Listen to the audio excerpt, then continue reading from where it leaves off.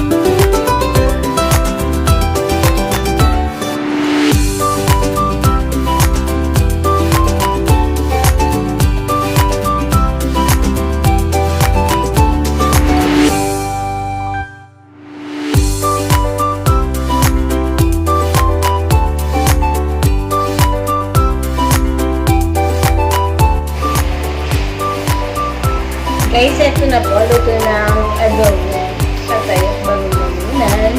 Tikman na natin. Ayan. Ito po ay simpleng luto lamang.